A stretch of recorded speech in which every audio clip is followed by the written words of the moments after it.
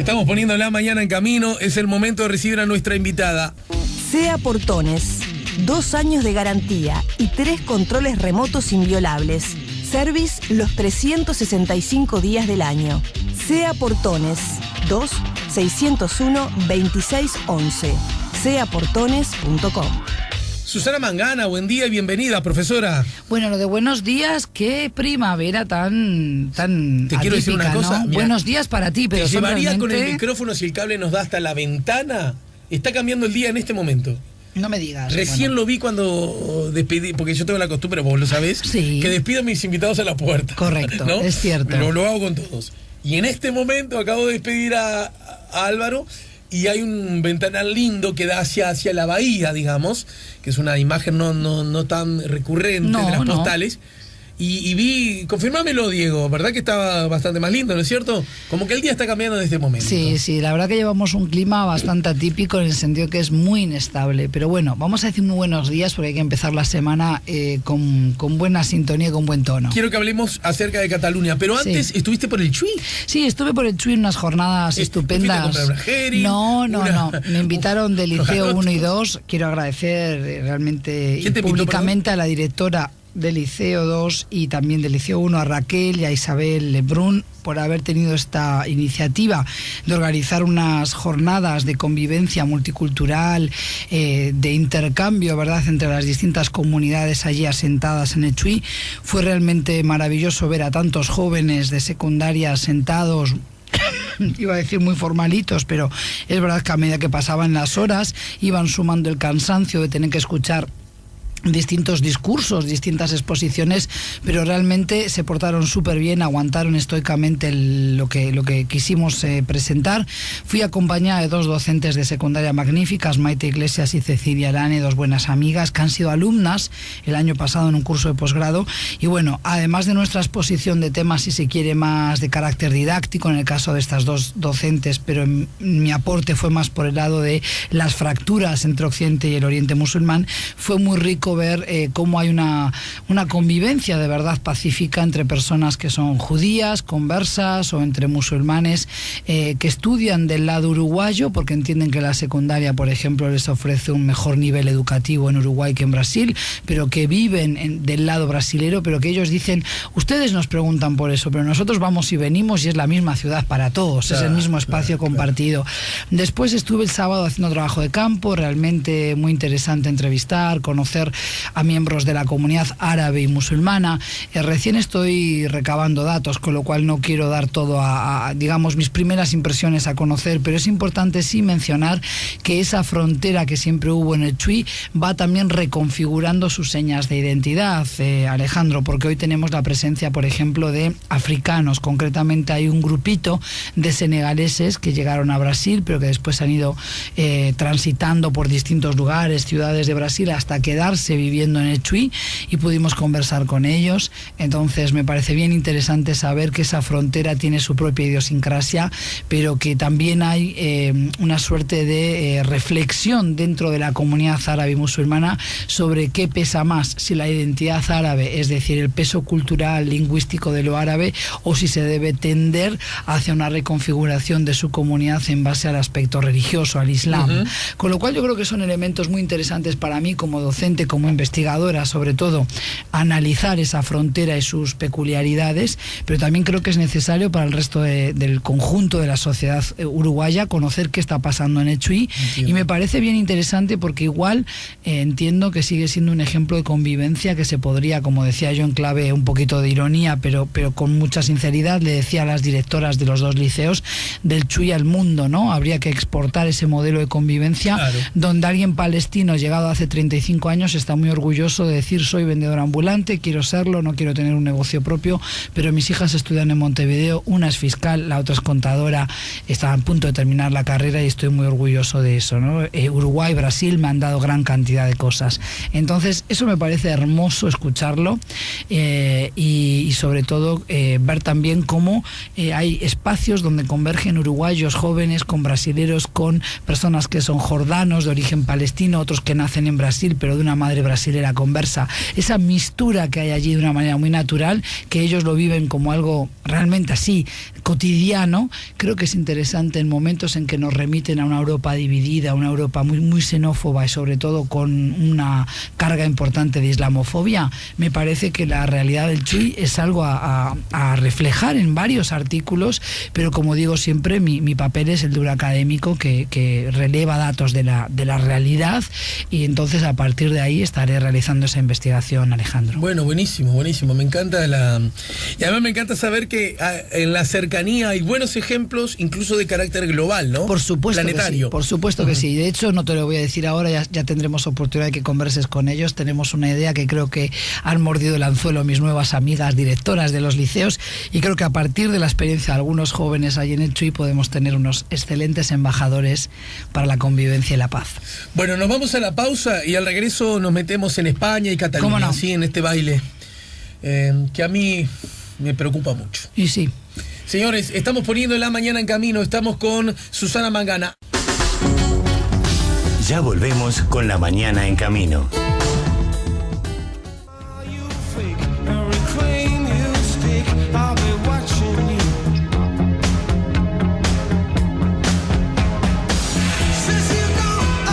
Estamos poniendo La Mañana en Camino, estamos con la profesora Susana Mangana a propósito de lo de Cataluña. Antes, porque tengo miedo que después no me dé el tiempo, este miércoles a las 18:30 horas en la Universidad Católica tengo la última chance de ¿qué? Mangana. Tienes la última chance o la última oportunidad de sumarte al segundo módulo del curso El Universo del Islam. Es un curso donde hablamos ya de la situación actual en Oriente Medio, los encuentros y desencuentros, sobre todo lo último, ¿no? Desencuentros entre Occidente y el Oriente musulmán. Digo el último curso porque ya se nos va terminando el año, ¿no?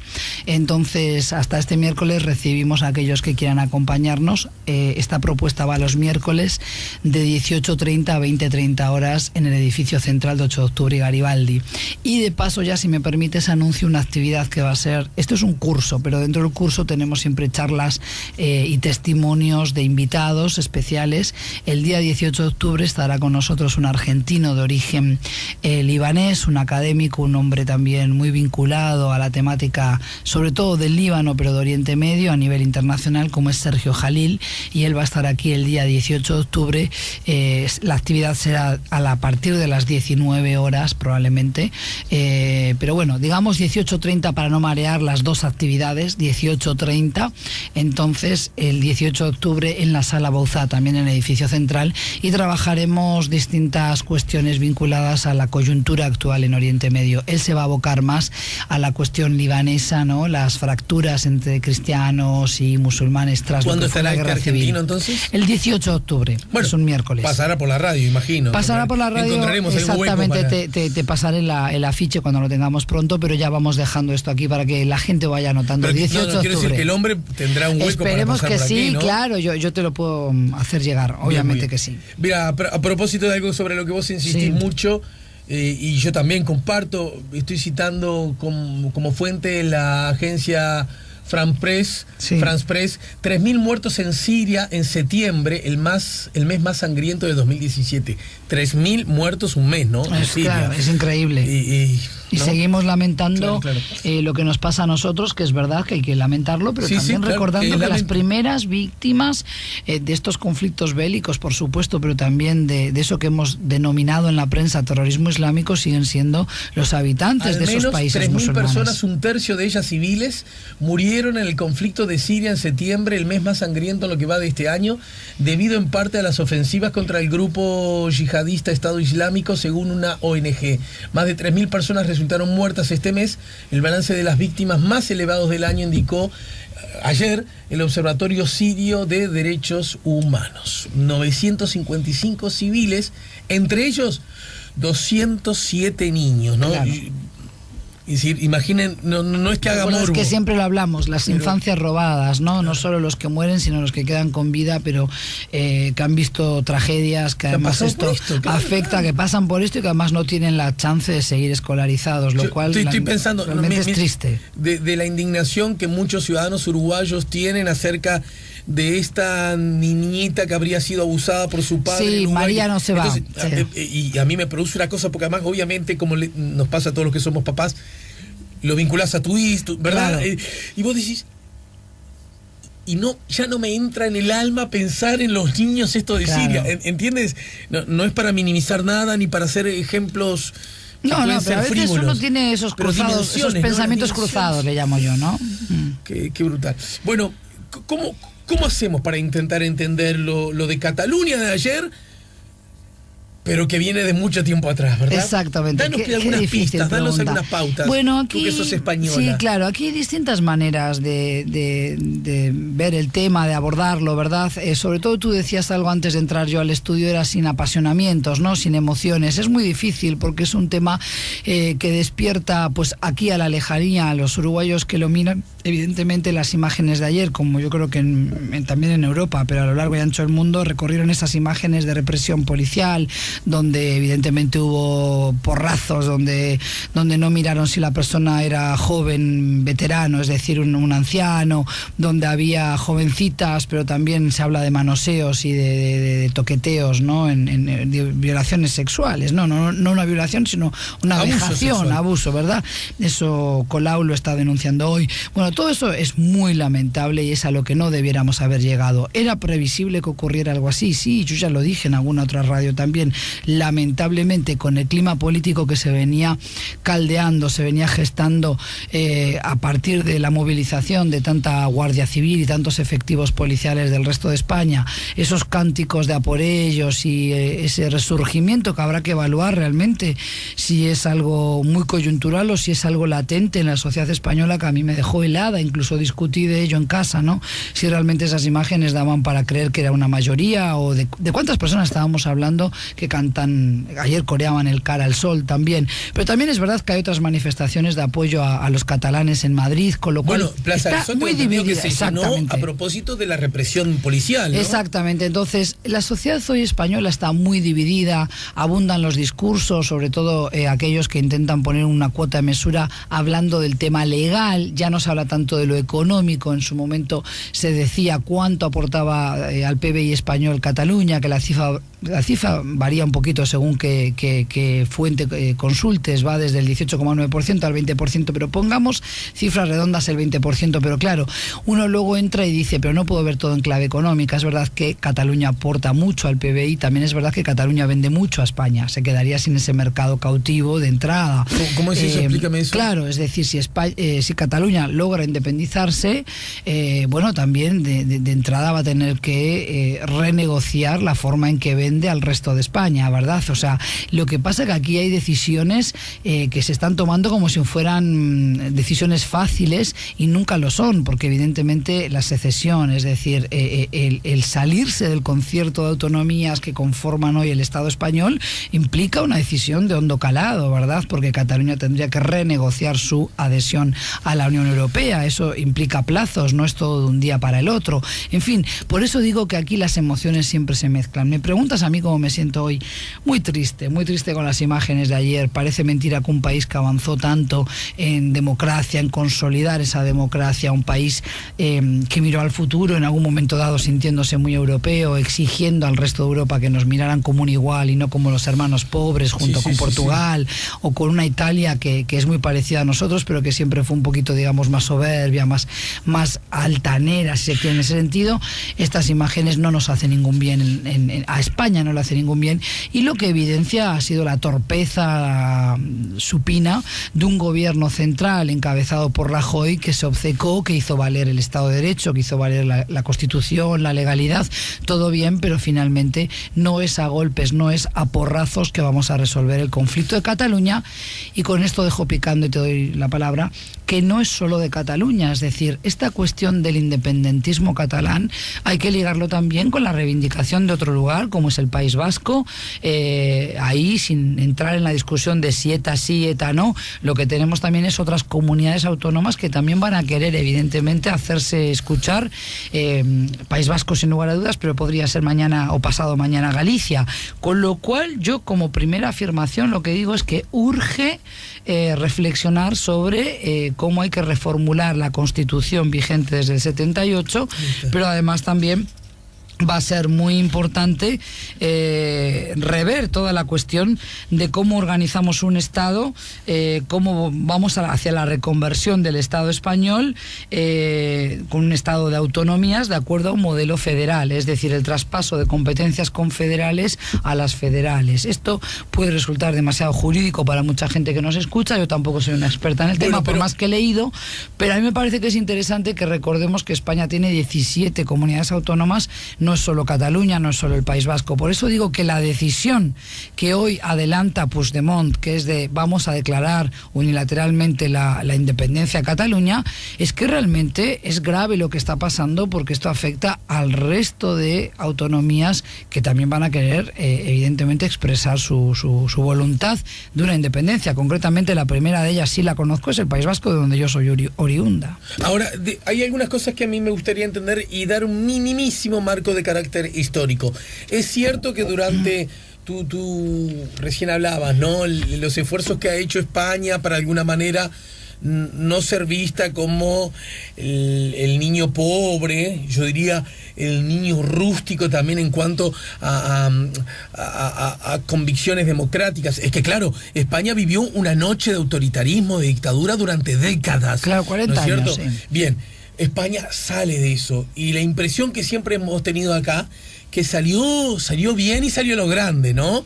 Porque algunos pequeños titubeos de carácter institucional felizmente reprimidos, y España avanzó en convicción democrática, en crecimiento económico, en crecimiento en igualdad a sus ciudadanos, claro, incluso a otros de otras naciones. El estado del bienestar que hemos construido en España, que también está en buena medida está dentro de lo que son los ingredientes de este caldo que podemos llamar la voluntad de independentismo de los catalanes. La pregunta es, cuando España recupera la democracia, no con república, pero sí con una monarquía democrática, ¿no es cierto? El asunto de las autonomías de las comunidades, teniendo en cuenta que Franco las avasalló, eso también es cierto, sí, claro, ¿no es cierto? Sí. Las reprimió con ley autoritaria, pero también con muerte, con sangre, con persecución. El absurdo de que Cataluña no te enseñaban el catalán, por ejemplo, claro, ¿no? Es una cosa que... Bueno, eso hace ya décadas que no ocurre. Claro. Aún así, pregunto, ¿puede ser que haya de verdad notorios retrasos en ciertos parámetros vinculados a la justicia, al otorgar a otros posibilidades de acuerdo a lo que invierten en la fiesta nacional? Sí, bueno, toda esa discusión está. Ahora bien, hay que tener en cuenta que, te voy a decir, la fórmula de integración... No son de recibo alguna de las... Lo que pasa es que Cataluña dice, nosotros pagamos más que otras comunidades, aportamos el 20% al PBI general de la nación, de España. Todo eso es cierto, pero también hay que recordarse que la industria, básicamente, en España siempre estuvo anclada en Cataluña y el País Vasco, sobre todo la industria de altos hornos, la industria pesada en el País Vasco, y la industria y los servicios, la industria textil, por ejemplo, también en Cataluña, ¿sí? Ahora bien, ellos también recibieron prebendas, recibieron un trato privilegiado, incluso en la época de Franco y sobre todo ya en los últimos años, cuando ya Franco con un grupo de tecnócratas planificaba lo que era la España moderna, la modernización de esa España, ya sabiendo que le llegaba una hora, ¿verdad? Ahí Cataluña como el País Vasco recibieron otro tipo de tratamiento. Lo digo porque incluso a nivel de vialidad, de carreteras, de autopistas, siempre se tuvo más en cuenta Cataluña o el País Vasco, justamente porque la riqueza de la nación, la riqueza productiva estaba allí, que no Extremadura o Galicia, ¿verdad? Entonces, eso es lo que yo intento decir. Es cierto que Cataluña contribuye en gran medida, igual que Madrid, ahora están a la par, estamos ahí a la par en lo que contribuye Madrid y Cataluña al PBI general de la nación. Ahora, lo que a mí me parece que aquí es donde empezamos a mezclar las cosas, ¿no? Los debates. Estamos debatiendo sobre la república o la monarquía, estamos debatiendo sobre la independencia de Cataluña, a pesar de que hubiera una república igual en toda España. Yo creo que hay catalanes que decididamente quieren ser independientes del resto de la nación. Como también tenemos a españoles hoy que protestan en contra, o protestaron hasta ayer en contra del referéndum, no porque sean nacionalistas a ultranza, no porque sean franquistas en una suerte de resabio nostálgico de lo que suponía España en época franquista, sino porque quieren tener derecho a opinar sobre algo que les parece que también es propio, como es que Cataluña siga siendo parte de ese Estado español, que no nos eliminen o que no nos secuestren la posibilidad de ir a Cataluña como parte de nuestro territorio íntegro o integral, ¿sí? Entonces, eso yo creo que también hay que entenderlo. Aquí se mezclan muchos debates. Yo creo que hoy España está madura para encaminarnos hacia un debate sobre si queremos seguir teniendo monarquía, sí o no. Pero eso es un debate diferente al que planteaba Puigdemont y sus, digamos, acólitos, sus seguidores, que era... Presidente catalán. Presidente catalán. ¿Queremos una independencia de España, sí o no? En forma de república, porque va de suyo. No iban a decir queremos que Felipe VI nos gobierne a nosotros, o sea, nuestro monarca. O sea, lo de la segunda parte de la pregunta yo creo que es pura retórica, sobraba. Lo que aquí estaban planteando en el referéndum era queremos una independencia, sí o no. Ahora bien, toda esta discusión que ya es el día después, ¿no?, de si se debió haber ido a un referéndum igual, si Rajoy fue obtuso, si realmente no se dio cuenta que esto estaba... parece mentira que no haya podido prever que la consulta se iba a realizar igual con estas condiciones tan difíciles, ¿no?, donde la Guardia Civil y donde la policía que le envió iba a tener que ejercer violencia, que no la disculpo, ni la disfrazo. A mí me parece que fue lamentable lo que vimos ayer en las imágenes. Yo creo que realmente los dos líderes, tanto Puigdemont, el presidente del Parlamento, o sea, el presidente de Cataluña, perdón, y el presidente del gobierno español, Rajoy, tendrían que haber ejercido mucha más mesura, tendrían que haber sido más autocontrolados, tendrían que haber negociado, ir hacia un referéndum consensuado y a partir de ahí saber realmente cuántos son los ciudadanos catalanes, saber realmente dónde estamos parados, hacer una consulta popular y saber qué porcentaje de los catalanes quiere salirse del resto de España. Y en base a eso empezar a trabajar otra cuestión que es, bueno, ¿es esto viable económicamente para Cataluña, para el resto de España? ¿En qué plazo de tiempo? ¿Cómo afecta esto al régimen de autonomías? Por eso digo, lo que hoy creo, el día después, cabe hacer es lamentar los hechos de violencia, que Rajoy realmente asuma que esto no fue un éxito de su gestión en absoluto, que ha sido realmente lamentable la imagen exterior que hemos dado al mundo, pero también interna, la fractura que se está produciendo en España, cómo hemos podido reavivar esos sentimientos de al cara al sol y a por ellos, ese tipo de actitud xenófoba, actitud además muy pueblerina, ¿no? Como tú decías, muy rústica de una España que yo pensaba superada. Sinceramente me siento desconcertada, ¿no?, por esto, pero también me parece que hay que ser mucho más responsables por parte de la dirigencia catalana. Es decir, es fácil decir vamos a salirnos de España, pero vamos a ver si realmente eso luego es tan viable. Ahí tenemos las dificultades que está enfrentando Theresa May con el Brexit, y no es poca cosa, ¿verdad?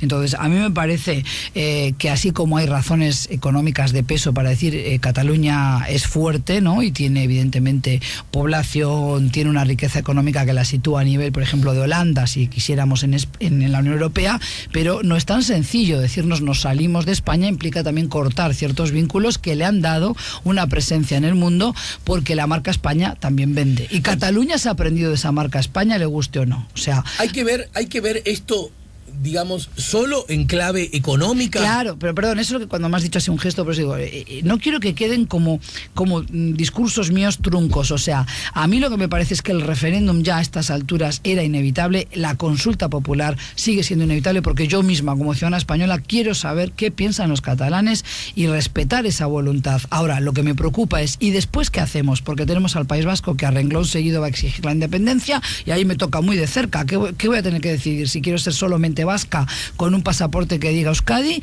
o voy a seguir siendo vasca pero también dentro de lo que es España. A mí, si me preguntas mi opinión, me parece muy triste que en el siglo XXI, donde estamos hablando de otras fronteras, de cómo las fronteras con las tecnologías, con los viajes, con el conocimiento las vamos superando, y sin embargo hay comunidades y hay estados que quieren levantar nuevas fronteras porque entienden que dentro de esas fronteras van a poder seguir creciendo más y mejor. A mí eso me parece muy cuestionable.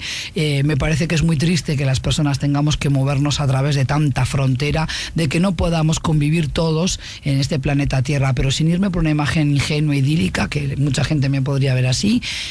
vuelvo a recapitular un paso para atrás. ¿Por qué no se puede ser catalán, gallego, vasco, andaluz y sentirse también español y sentirse bien con esas dos identidades? Es decir, las autonomías, lo que han permitido realmente, cuando tú decías Franco prohibía la enseñanza del catalán o del vasco, del gallego, bien, pero es que también durante los últimos 30, 40 años se ha estado educando a los jóvenes, a los más chiquitos, de una forma también donde España era algo malo, donde España, mira que sí, esto lo digo así, o sea, las icastolas vascas, como también en las escuelas en catalán, en Cataluña, seguramente ha habido una vocación de generar un relato, una construcción de la identidad catalana por encima de la española, igual que ha habido con el País Vasco, y eso a mí me parece nocivo para la persona. ¿Cuántos vascos hay que creen que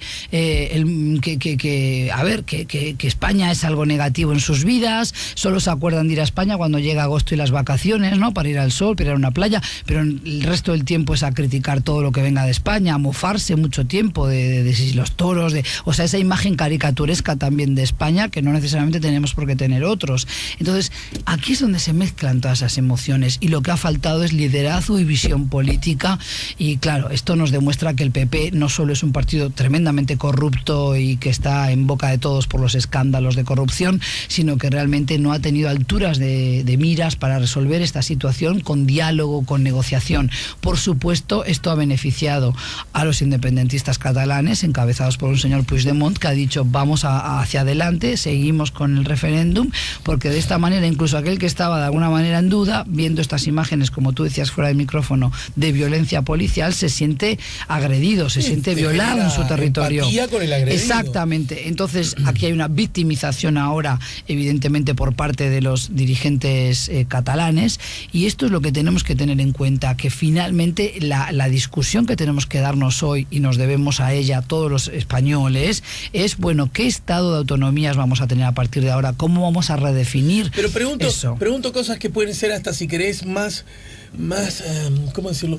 Desde nuestra lógica de la convivencia en la negociación, ¿no?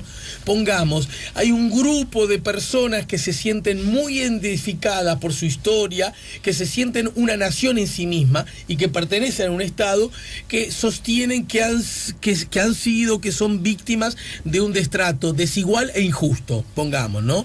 No corresponde en esos casos decir, bueno, a ver, amigo, ¿en qué usted se siente desigual e injusto? A ver, mire, usted me dice esto, pero se olvida de esto. Exactamente, es lo que te dije yo antes. Usted me dice esto, ¿sabe que tiene razón? Claro. Es verdad, le estamos pidiendo a usted más que a otros, pero ¿sabe por qué? Porque como usted tiene más, del mismo modo que...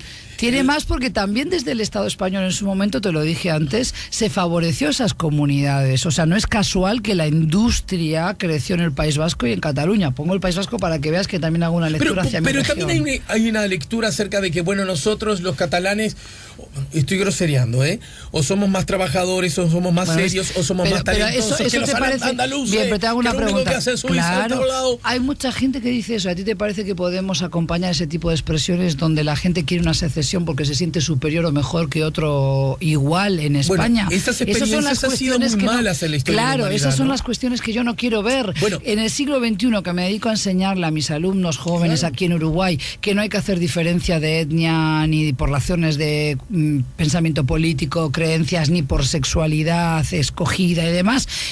A ver, yo lo que entiendo es que no podemos ir hacia esas diferencias groseras, donde el catalán se sienta empoderado para decir quiero la independencia porque yo trabajo más que el andaluz. Pero no hay una especie de... Porque eso es un insulto para el resto de España. Bueno, hoy pero también. a ver, para seguir jugando, ¿no hay también una actitud de los, sigamos, ya que estamos hablando, de los andaluces, decir, pero ¿para qué vamos a trabajar si igual la plata nos la da? No, yo eso creo que no podemos ser así, no se puede generalizar, nunca es bueno generalizar, y menos en estas situaciones tan graves. Lo de Río con San Pablo, Claro, pero, a ver, exactamente, pero yo lo que creo es que estas son discusiones muy, muy serias, y vuelvo a decir, aquí hay varios culpables, pero por lo menos hoy los dos bandos en conflicto, que serían el gobierno de España, y Rajoy no puede eludir su responsabilidad, como tampoco la puede eludir el presidente catalán y la dirigencia catalana. Entonces, yo creo que lo que hoy podemos hacer es pedir que haya una negociación, que haya un diálogo.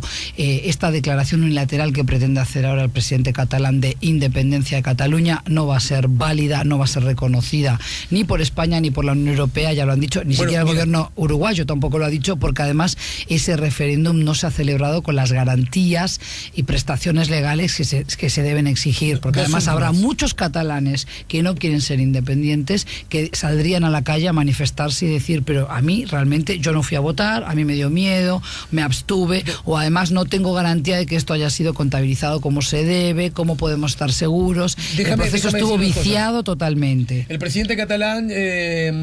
¿cómo es? Carles, se dice, ¿no? Sí, Carles Puigdemont. Puigdemont solicitó hoy una mediación internacional en la crisis entre el gobierno de España y el ejército regional de Cataluña, donde amenaza con declarar la independencia de manera unilateral tras el referendo.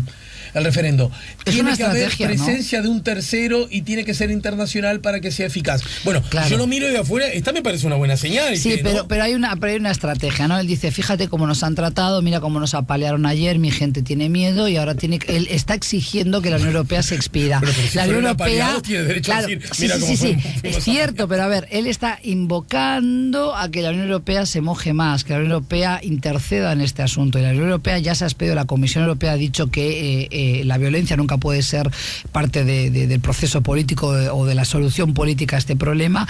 Hasta ahora estuvieron bastante ausentes porque entendieron que era un problema interno y que el gobierno central de España, de Madrid, tenía que resolverlo, pero claro, ante las imágenes tan lacerantes de ayer y el abuso policial y sobre todo esa carga contra la ciudadanía indefensa y demás, contra civiles, y algunos de ellos, me duele, muy veteranos de edad, ¿verdad?, a empujones, a empellones, sacándolos de un colegio electoral.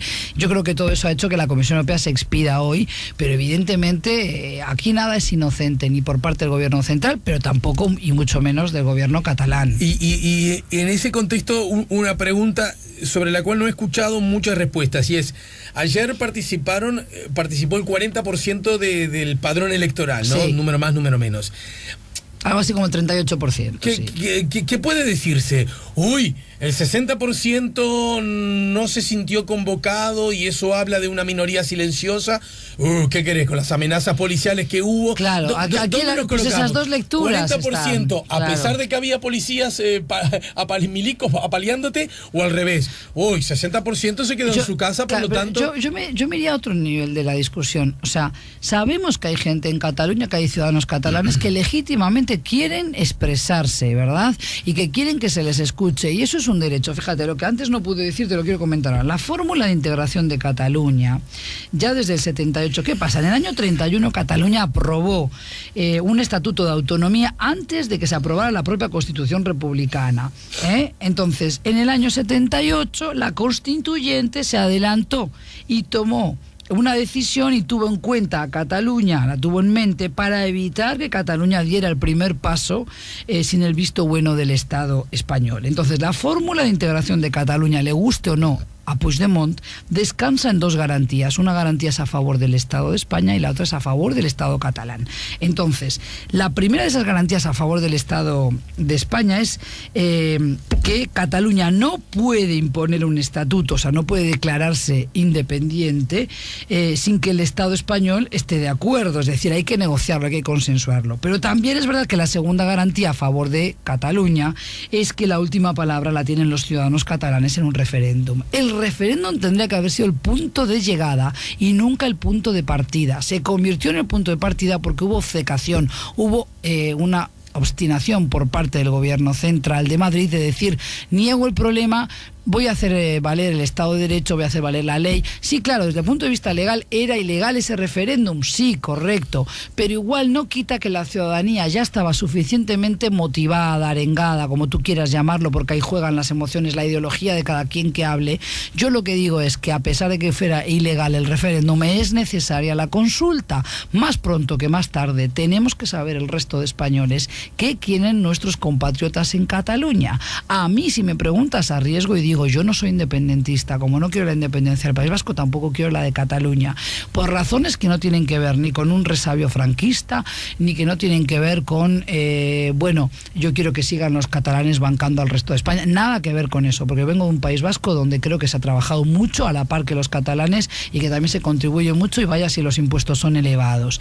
Yo lo que digo es, me me duele y me va en prenda debilitar a la nación. Yo me siento española como también me siento vasca. No entiendo por qué hay que ser excluyentes. Y así como soy española, también quiero mucho al Uruguay. ¿Por qué un día tendría que escuchar de un uruguayo que me diga gallega andate, como me lo dicen a veces enojados, pocos, pero me lo dicen gaita? Cuando me quieren insultar no me dicen gallega, me dicen gaita, andate a tu país. Eso me duele muchísimo porque yo también contribuyo, también pago BPS, pago DGI, contribuyo con mi trabajo todos los días, mucho o poco, pero contribuyo a esta sociedad. Entonces, ¿por qué no se puede vivir en una sociedad como hay hoy personas que se han nacionalizado, que tienen documentos catalanes que son de origen?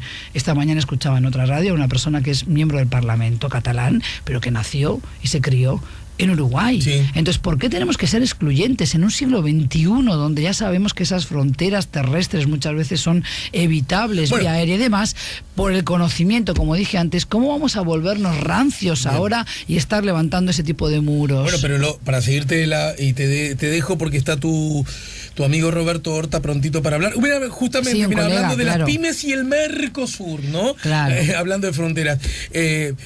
Parece que lo rancio se ha puesto de moda, ¿no? Claro, bueno. Porque en Estados Unidos gana un presidente que gana la presidencia levantando muros. Y lo que ha pasado ahora también en Alemania. El Brexit ganó. ¿Pero por qué es eso? En Alemania ha mejorado. ¿Pero por qué es eso? Porque en Francia ni siquiera los partidos tradicionales. Déjame decirlo, que luego me vas a cortar. Porque esto nos lleva a otro plano, o a otra dimensión de la discusión y de la reflexión, y es esta globalización tan arrolladora, donde lo que intenta es uniformizar, donde nos hacen comer comida que tiene una carga exótica, pero que para mucha gente, a mí me parece muy bien y soy más moldeable, pero entiendo que hay otras personas que son rígidas, que no les gusta eso de tener esa exposición a tanta otra cultura, a procesos que se les hacen demasiado rápidos, que no los pueden digerir.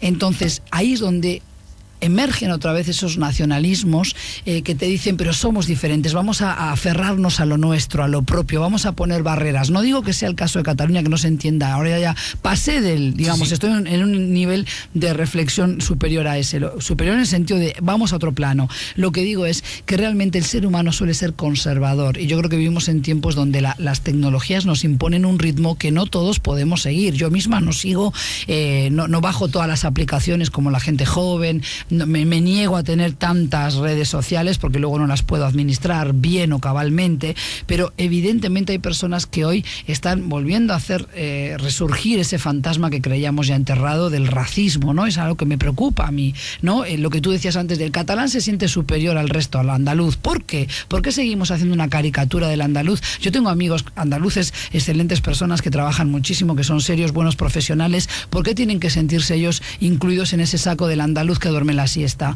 Hace mucho que hay muchos andaluces no duermen la siesta, ¿de acuerdo? Entonces, y en todo caso dormían a veces la siesta, como te digo, mientras en Cataluña o País Vasco se trabajaba mucho, pero porque también la industria se iba para esos lugares. No en vano, muchos de otras comunidades, andaluces, extremeños, castellanos, gallegos, han tenido que emigrar cuando las cosas estaban mal en España, cuando había crisis económica, tenían que emigrar hacia esas regiones, no por gusto ni por placer, sino porque allí estaba la industria y no en sus países. Y de eso también hay que acordarse y hacer acuerdo a los catalanes, a los vascos y a otros. Muchos mensajes que han llegado en el final por hoy, Susana Mangana.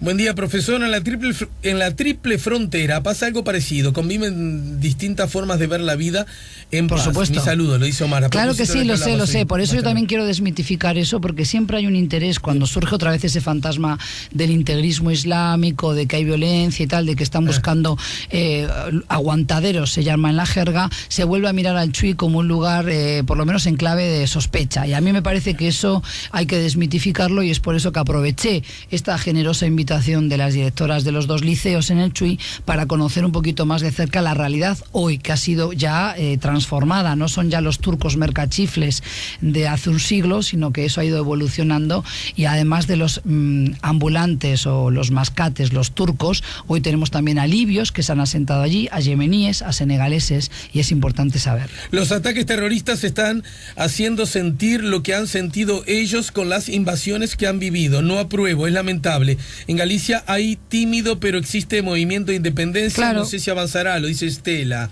Sí, 099-894-987. Los mensajes nos ayudan a poner la mañana en camino. A ver, por ejemplo, este que dice: acabo de terminar el último libro de Ruiz Zafón, El laberinto de los espíritus, y en la novela se ve lo que el franquismo le pegó a los catalanes. Es una novela, pero con reseña histórica sin dudas. Soy española por mis abuelos gallegos y ellos huyeron del franquismo. Rajoy está dividiendo a los españoles, sí. Fue una vergüenza. Exactamente. Me gustaría recibir el audio, muy interesante lo de Susana Mangana. Bueno, no vas a recibir el audio, pero en todo caso podés ingresar, si no tuviste la oportunidad de escucharlo, o si querés volver a escucharlo, a la página, al canal YouTube La Mañana en Camino, o a la página Facebook La Mañana en Camino. Ay, ahora me entero que tenemos canal YouTube para tus entrevistas. Sí, claro, todas las entrevistas. Ay, sí, mira, estamos ahí, la dupla. Muy bien.